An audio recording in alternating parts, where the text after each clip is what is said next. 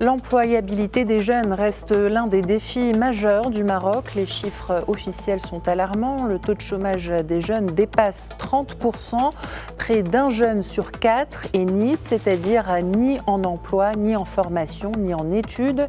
Certaines initiatives tentent d'apporter des réponses concrètes en lien direct avec les besoins du marché du travail. C'est le cas de la Fondation marocaine de l'éducation pour l'emploi qui vient de clôturer un programme dédié au métier de l'eau et de l'assainissement, un secteur stratégique à la fois pour l'économie et la transition écologique du pays.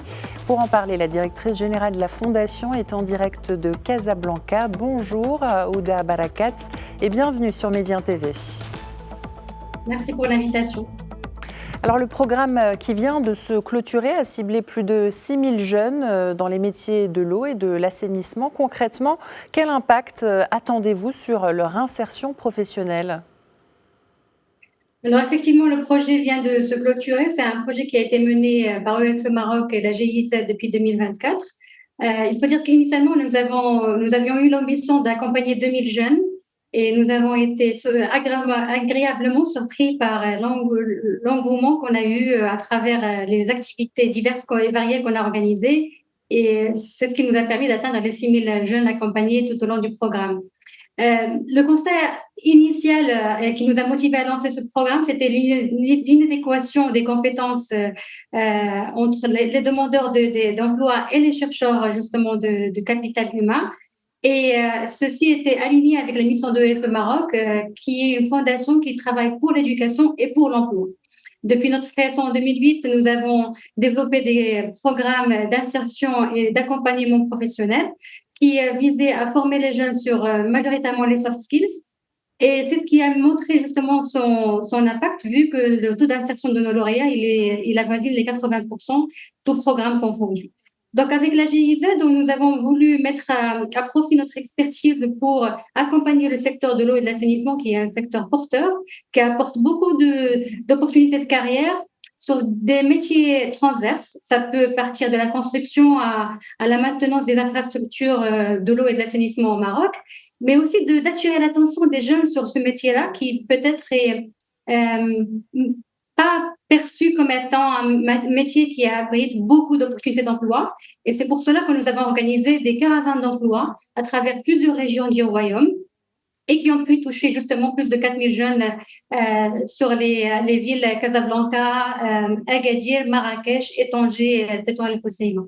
Donc effectivement, c'est un projet qui vient répondre un petit peu à cette problématique d'adéquation des compétences, mais aussi un projet qui vient créer une relation et une communication entre le secteur privé et l'éducation et les jeunes pour montrer quels sont les métiers porteurs sur ce secteur et quelles sont les compétences les plus demandées. Alors vous l'avez brièvement évoqué, mais pourquoi avoir choisi précisément le secteur de l'eau et de l'assainissement ? C'est un secteur vital. Personne ne peut contredire ce constat. Nous sommes passés par des années de sécheresse qui nous ont montré l'importance de ce secteur-là. Alhamdoulilah, on est maintenant sur une année très fructueuse, en précipitations abondantes, mais ça veut dire aussi qu'il faudrait capitaliser sur ces années où on a peiné à trouver cette ressource vitale, développer des compétences de gestion et de management des ressources, et faire en sorte qu'on soit préparé au meilleur comme au pire. Et c'est là où ce qu'on appelle les soft skills, c'est justement être dans cette proactivité. C'est un secteur aussi qui peine à trouver le capital humain adéquat. Nous avons beaucoup de formations techniques, mais nous avons besoin aussi d'accompagner avec des formations en compétences humaines, compétences transverses, qui est surtout justement cette notion d'agilité et de résilience qui va faire en sorte que les ressources d'aujourd'hui peuvent être exploitables aujourd'hui, mais aussi demain, et que les collaborateurs dans ce secteur-là, qu'ils soient sensibles à cette idée de travailler sur du long terme et faire en sorte que ces deux projets aussi sur un secteur aussi vital, qu'ils soient justement soutenus dans le long terme. Alors on parle souvent d'un décalage entre formation et besoins des entreprises. Est-ce que ce type de programme permet de réduire cet écart ? La démarche a été justement collaborative sur ce projet comme elle l'est sur pas mal de nos interventions justement à EFE Maroc. On commence déjà par un constat, donc on fait beaucoup de travail en étroite collaboration avec les entreprises et avec le monde de l'académie, des universités et des centres de formation professionnelle pour voir et identifier quel est le gap. Où est-ce qu'on pourrait intervenir pour justement construire ce pont et cette communication qu'elle soit beaucoup plus fluide entre le secteur privé et le secteur public. Donc, on a fait beaucoup de travail avec des entreprises marocaines et internationales qui opèrent dans ce secteur-là. On a développé un contenu de formation adapté au secteur. Donc, il y a toujours les soft skills comme socle principal, mais on a rajouté beaucoup de notions qui sont relatives à l'eau et à la gestion des ressources, à l'assainissement, à la gestion des carrières dans ce secteur-là spécifiquement. Et à partir de là, on a commencé la caravane d'emploi pour justement attirer l'attention des jeunes sur ce secteur. Et en parallèle des caravanes, on a fait des formations, des ateliers d'employabilité, de la préparation à la recherche d'emploi. On a organisé des salons d'emploi à Casablanca notamment avec la participation d'une vingtaine d'entreprises et 200 jeunes. Et pour le dernier lot justement d'accompagnement, on a accompagné les SRM régionales sur le recrutement de leurs futurs collaborateurs. Donc, on a pu les accompagner sur 600 recrutements à travers les 3 régions, Casablanca, Marrakech et Agadir Souss-Massa. Et c'est ce qui fait que nous avons justement, à travers ce projet-là, essayé d'avoir une vision 360 depuis l'orientation de carrière à la formation, à la recherche d'emploi, puis à l'insertion concrète dans le marché du travail. Alors, vous insistez beaucoup sur les compétences comportementales. Aujourd'hui, sont-elles devenues plus importantes que les compétences techniques ? Je dirais pas plus importante, mais je dirais vraiment que c'est le socle ou les compétences qui vont mettre en lumière la maîtrise technique. On sait que au sein des universités, au sein des centres FPT et autres centres de formation technique, on insiste beaucoup sur la technicité et c'est une très bonne chose parce que quand on maîtrise un métier, quand on maîtrise des techniques, ce n'est que révélateur de la qualité de l'enseignement. Maintenant, ça serait un bémol d'avoir la technicité, de ne pas savoir la mettre en avant, ne pas savoir aussi jongler entre les compétences techniques et savoir doser quelles sont les compétences les plus à même selon les situations. Et aussi, il y a le fait de savoir et d'être conscient que l'apprentissage ne s'arrête pas à l'école ou à l'académie ou à l'université. L'apprentissage est sur du long terme. Donc, les soft skills viennent renforcer cette compréhension que justement pour évoluer dans une carrière et pour évoluer dans le secteur de l'emploi en général, il faut avoir cette conscience que nos compétences se construisent, qu'on a une base qu'on va acquérir à travers nos formations justement académiques, mais il y a surtout de l'apprentissage sur le tas, par métier, de l'apprentissage à travers le travail collaboratif et en équipe, et aussi le fait de s'ouvrir, de communiquer.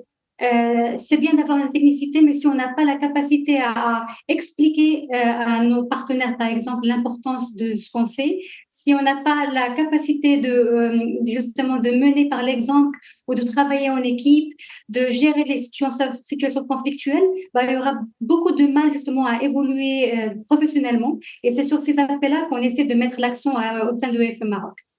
Alors, votre fondation annonce un taux d'insertion de 83% pour ces programmes. Comment expliquez-vous ce chiffre relativement élevé dans un contexte de chômage important ?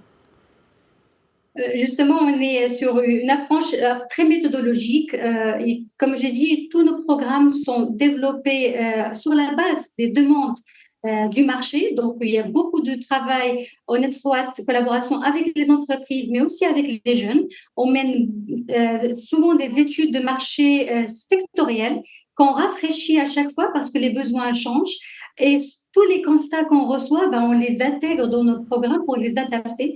Même au sein des formations qu'on mène, on fait des enquêtes avant et après formation pour avoir le retour à chaud de nos participants, jeunes, formateurs, partenaires employeurs. L'idée est qu'on se soit toujours dans ce questionnement continu sur comment on peut faire mieux les choses, comment on peut répondre au mieux aux besoins. Et c'est ce questionnement, cette adaptation continue, c'est ce qui fait que notre taux d'insertion, ben, il est naturellement élevé parce qu'on vient répondre à un besoin émergent du marché et on vient déployer des formations adaptées à ce besoin. Et on continue l'accompagnement à travers du mentorat, à travers du coaching, à travers des focus group, des rencontres individuelles pour faire en sorte que l'accompagnement ne se limite pas à la formation en classe, mais vraiment à des mises en situation et à un accompagnement personnalisé pour que l'insertion soit au rendez-vous. Alors, plus de la moitié des bénéficiaires formés sont des femmes. D'abord, est-ce un choix volontaire et quels sont les obstacles spécifiques qu'elles rencontrent? Alors, je dis tout le temps, alhamdoulilah, on n'a jamais fait ça vraiment on purpose ou exprès. La participation féminine est élevée par nature et ça vient contredire un petit peu le taux d'activité qui est de 19% officiellement reconnu au Maroc. Nous, on a plus de 50% de participation féminine qui vient renforcer justement notre croyance que la femme marocaine elle est vraiment active et ça vient contredire ce taux-là. Maintenant, il y a des secteurs en fait qui vont avoir un taux de participation féminine beaucoup plus élevé que d'autres. C'est naturel. Ce qu'on essaie de faire maintenant, c'est juste de communiquer largement sur toutes les opportunités d'emploi et casser les stéréotypes. Même sur le secteur de l'assainissement, avec la GIZ, on était en discussion initialement sur des taux de 30%, 40% de participation féminine. Dans la dernière cérémonie d'Agadir, justement, on a eu plus de 60% de femmes dans la salle. Et notre taux en général sur ce projet-là, spécifiquement avec la GIZ et sur l'eau et l'assainissement, on était sur du 45% de taux de participation féminine. Donc, ça revient un petit peu en alignement avec notre moyenne générale. Ça veut dire qu'il n'y a pas de métier homme ou femme, il y a vraiment juste un problème de communication sur les secteurs porteurs, sur les métiers d'avenir. Et si on communique largement sur quels sont les métiers qui peuvent être approchés par justement les chercheurs d'emploi, bah, ça fait que la participation est naturellement élevée pour la gente féminine et on en est ravis. Alors on l'a dit, le chômage des jeunes dépasse les 30% au Maroc. Selon vous, quel est le principal blocage? Est-ce le système éducatif, le marché du travail ou un manque d'opportunités? Je dirais que c'est un mélange entre les trois facteurs. Le marché du travail, il est en train en fait, il est en perpétuel changement. Et on connaît que le système éducatif, et ça c'est tout à fait normal, et je pense que c'est un problème universel, c'est pas qu'au Maroc. Nous avons des programmes académiques qui ont été développés. Ça prend du temps pour développer un programme, ça prend du temps pour l'accréditer et pour le mettre en place. Donc, il est naturel qu'on ne peut pas changer un programme universitaire chaque 6 mois. Or, le marché de l'emploi, la cadence, elle est telle qu'effectivement, il y a des changements peut-être mensuellement. Donc, ce n'est pas que 6 mois. C'est là où l'intervention des soft skills elle est clé parce que ce qu'on essaie d'apprendre aux jeunes, c'est de dire l'université et l'académie, elle est là pour justement vous donner des réflexes, des approches systémiques, des socles ou des bases d'apprentissage. Rien ne vous empêche par contre de développer des compétences d'auto-formation. Ce qui est bien, c'est que maintenant, l'accès à l'information il est de plus en plus facile. On a des formations en ligne à disposition, gratuites pour la plupart. On a des séminaires de formation, des conférences, on a des salons d'emploi gratuits. On a plusieurs occasions d'apprendre et de justement pratiquer cet apprentissage en parallèle des formations académiques. Et c'est exactement l'approche qu'on devrait avoir en tant que jeune chercheur d'emploi.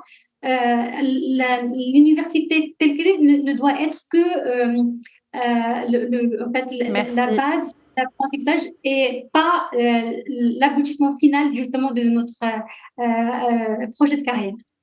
Ouda Barakat, directrice générale de la Fondation marocaine de l'éducation pour l'emploi. Merci à vous d'avoir répondu aux questions de Média TV depuis Casablanca. Merci à vous pour l'invitation encore une fois.